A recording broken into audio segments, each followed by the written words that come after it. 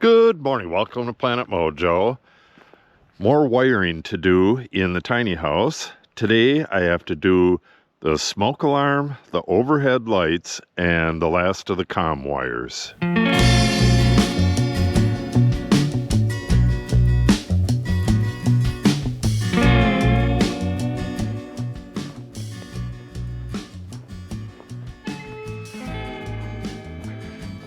Snow's melting pretty good, but we're supposed to get snow again in like 2 days, which is unfortunate, but it is winter. Not technically though. All right, I have my cross bracing, should fit, a little snug. Unfortunately, when I ran this wire, this is for the smoke alarm, I ran it right in the middle for some reason, and that's where the smoke alarm needs to be. But it will work just fine. You can see it's below this, and then I have another piece that's got to go like that. That'll get it to the right height below the ceiling, so that when, oh no, actually,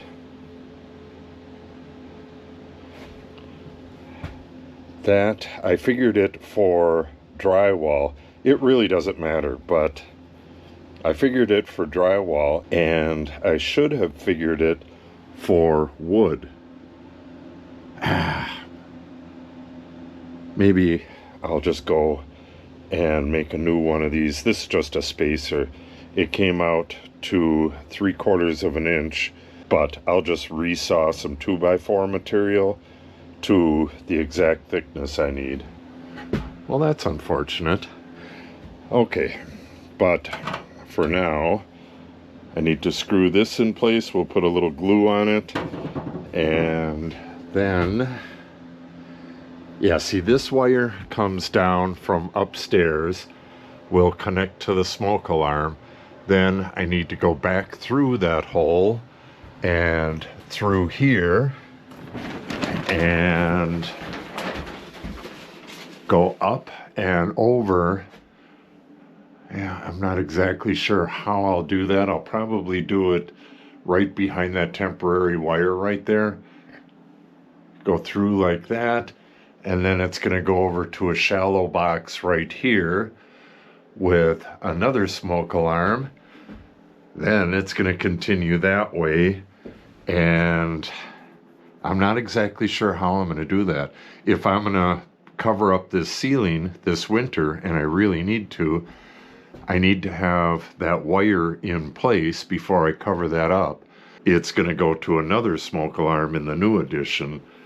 I'll figure that out. Same thing with the comm wires. I'm going to wire, or I'm going to add wire just like this. That's Cat 6. I need to have some Cat 6 coming into the box here, going through the wall, and going right through here. The reason I'm gonna, well, actually, with the comm wire, see, I have all kinds of stuff in this wall, and I don't want to run the comm wire and then find out that it's in the way.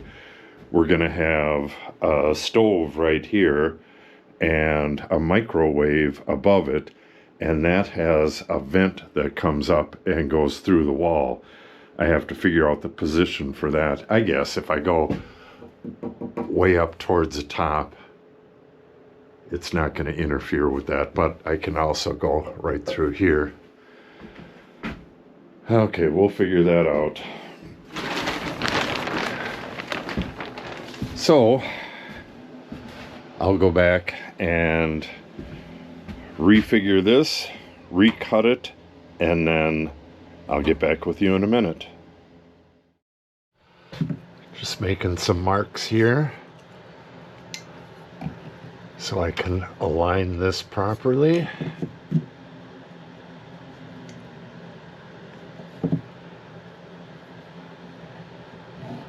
I've been wandering around figuring out what I'm gonna do next. So it's already getting kind of late in the day. This right here, my photocell, dawn to dusk photocell, is not working.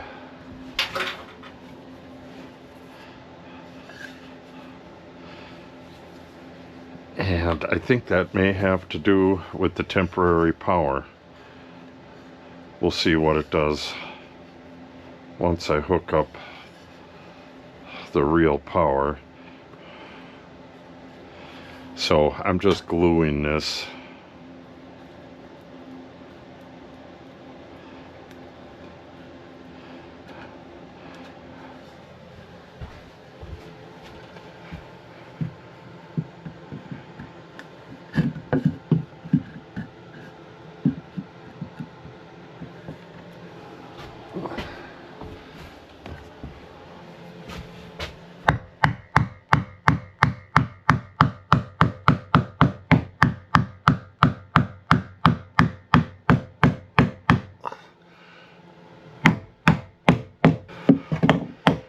I put the pocket screws on there.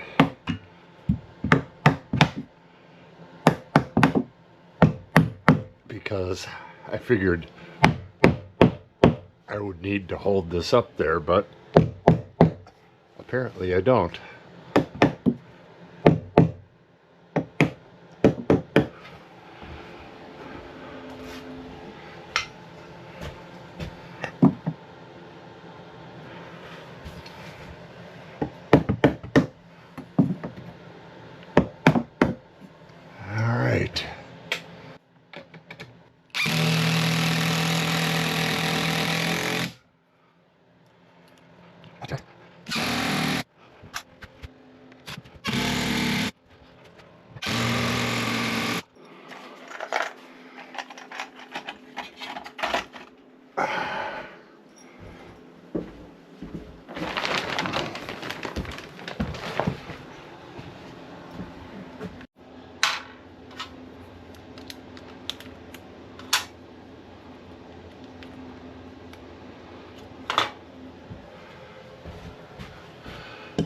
This light is probably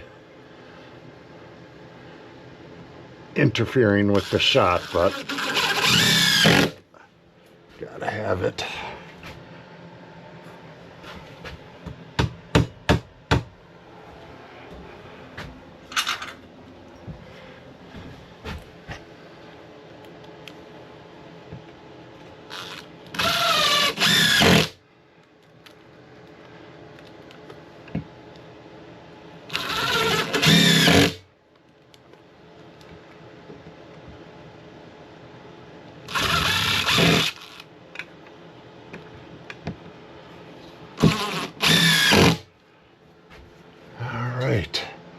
Now I need a Romex clamp for that. We'll put the wire in there, get it all stripped up, and I really can't do anything until I get this other wall on. If you haven't seen it in the other videos, this switch box here is going to go on the other side of the wall, as will the thermostat. The thermostat is going to control a heater on the floor below that window there, and there's not going to be a heat source in here. There's going to be a heat source in here, and then the other room once that's done, and this should be plenty to heat both of these rooms. I may need to put in like a circulation fan. I had thought about putting it right in here. We'll see on that. I still may do that, but what I gotta do is put in a thin wall right here. This wall is gonna be 2 inches thick. That way I can move the switches over to right here, just around the corner, instead of way the heck over here because of the way the studs are on the other side. It's kind of complicated, but not really if you think about it. See, my door opening is right here, and I want my switches to be right next to that, and then the thermostat is going to be right up here. I hope that makes sense. Maybe not, but the thing is, I need to have that wall in place. That wall is going to cover this entire OSB area, and I need to have that in place before I start drilling through. I need to know where I can drill through and drill the rest of the holes in order to get this, or not this wire, but this circuit up right above this beam right here. This is the center of the room. The smoke alarm is going to go right up there, dead center. I'm going to put in a shallow box up there, and the smoke alarm will go right there, and then the wire is going to continue and go to the new addition. Yeah, it's all kind of complicated when you're not building everything all at once, but hopefully we'll get it done right. Okay, let's get this wired up, and then we'll move on to the comm wire. What else do I have to do? Smoke alarm, overhead lights, and comm wires. So I need to get the rest of the overhead lighting wiring in. This is it right now, and I believe I have everything marked off. Yeah, I'll have to check that out. Yes, I believe I do. Yeah, this is where those are going to be. Right here, I think. Yeah, I'll have to do some measuring. Yeah, that's it right there. On this side, the wire's going to come here, and the light will be right here. That's how that works. I'm going to measure that out anyways. Natalie and I had that figured out at one point, because the lights would want to come, if you do it in thirds, it would want to come right in the center here. So we figured out which side does she want it to be, on this side or this side, and I do believe we decided on towards the outside. Again, it's all kind of complicated, but we'll get her figured out. All right, let's get this wired up. Okay, I got the smoke alarm wired up. I'll probably push all this stuff in there as well. This is a live circuit. It's hooked up to the alarm upstairs. So this circuit has to remain on. Give that a test right away.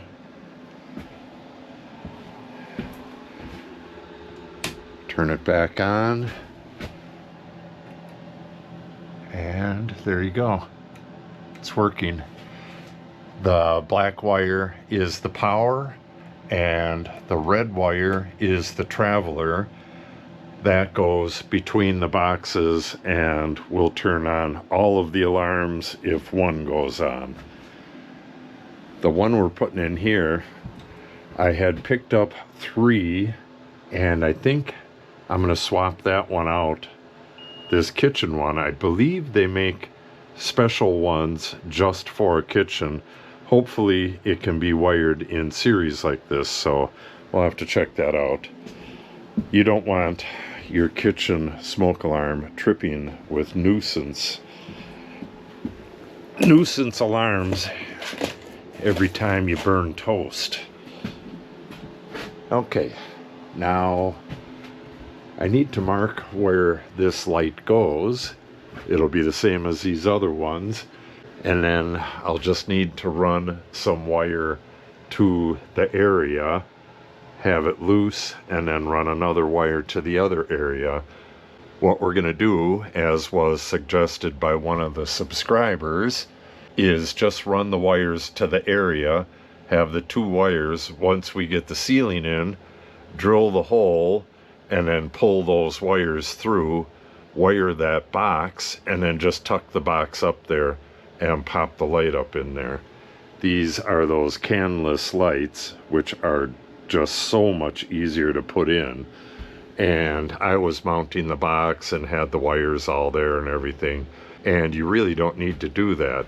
If you have long enough wires, you can do the wiring way down here, and then when it comes time to replace it, you can pull that box down here and replace the box. If you mount the box, you're going to have a hell of a time getting that box out at some point. Okay, let's get this marked, and we'll pull a little more wire. Okay, got this all wired up. So the wire comes from the three-way switch. Another one over there comes up, and we'll go to the first light here, second one here, third one, and last one right there. And now I remember how we set this up. The distance from the edge here to the center of this opening is the exact distance we went in all the way around. And we decided on this side of the third, because if we went on this side, they would be right here and right here, real close to each other. And we have the window light anyways right in the middle, so it just made more sense. Okay, while I was doing this, I've been doing a lot of thinking. The comm wire, basically, I just have to unroll that and cut it exactly in half. That should give me right around 35 to 40 feet each. But then, like I said, I need to have the other side of this wall framed before I can figure out where I'm going to come through and how I'm going to connect to the router here. So I think what I'm going to do is use the rest of my day to cut out this door opening.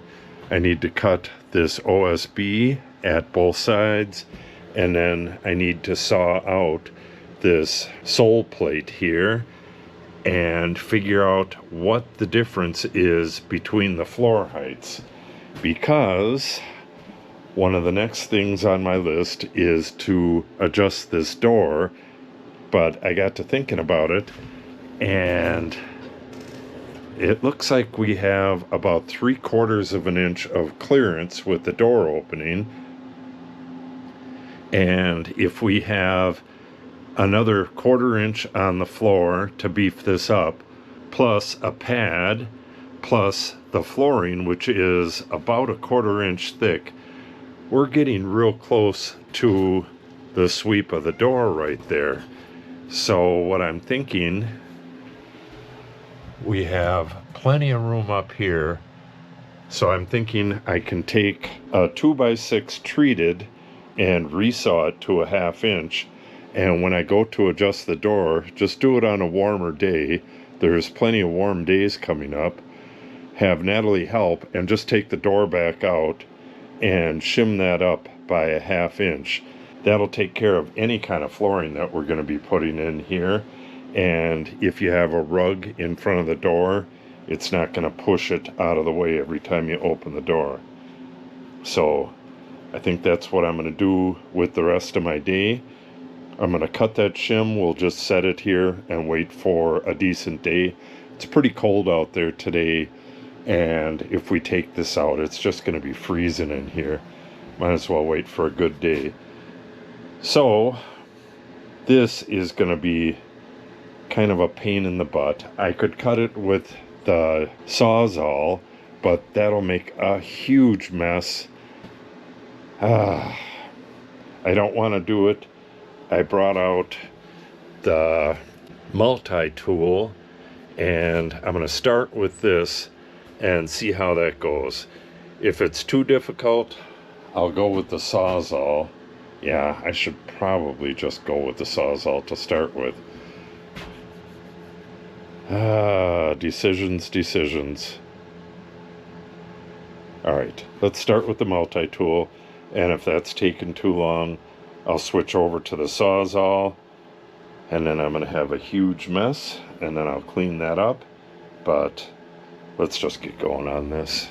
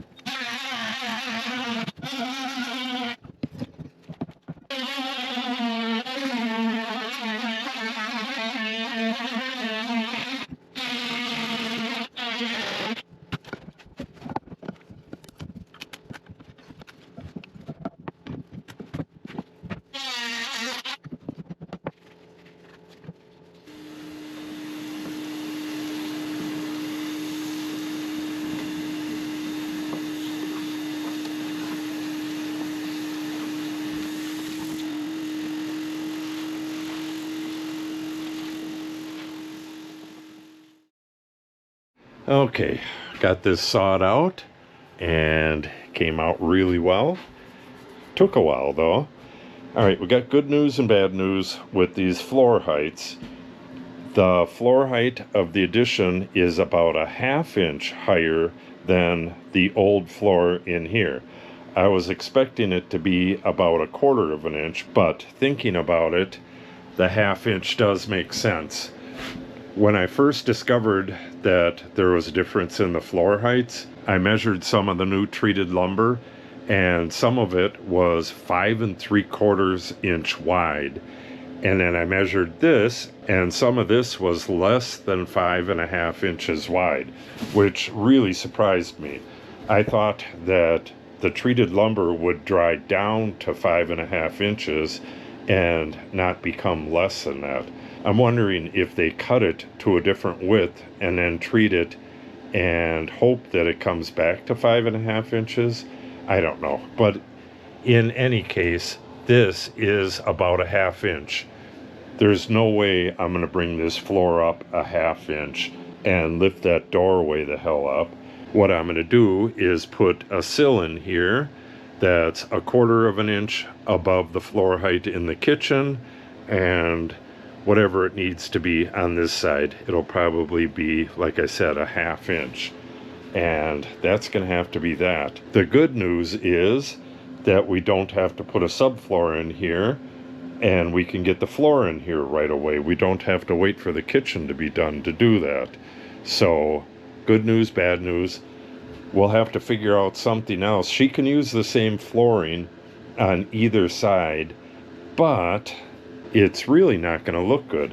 I would put the flooring running the long way in here and then have a different flooring going the opposite way in there. A lighter color in there, and she can have her darker floor in here. We'll have to talk about it and whatever for the sill. The sill will probably be maple, but we'll see on that. So I'll make the sill as thin as possible while still remaining strong, and we should be able to finish this place up completely. Floor, ceiling, walls, trim, everything. Trim around the opening, and I'm not exactly sure with this, but I think we should be able to get this done as well, and then just work completely on this room separately. Yeah, when I was cutting this out, I was thinking, what the hell is this? And then I remembered when we were building this 20 years ago or so, we had to drill a hole in the floor to let the water out. It rained really hard while we were building it, and we had water up to the top of the studs. So I just drilled a hole through the floor in the lowest spot to let the water out, and then we left it like that, and we found out that mice were coming through that tiny little hole, so I had to cover it up like that. All right. Well, it doesn't seem like it, but this was a whole day's worth of work. Yeah, didn't get much done, but I did find a lot out. So I have a lot to plan now. So in the next video, I'm not exactly sure what I'm going to be doing. I'm going to need to go over the plans and do some refiguring. So I don't know what the next video is going to be, but whatever it is, if you want to see it, make sure you subscribe and click on the update icon. If you have any questions or comments, make sure you put them in the comment section below. And if you share the video and or give it a like, it helps the channel out greatly. Thanks for watching, and have a great day.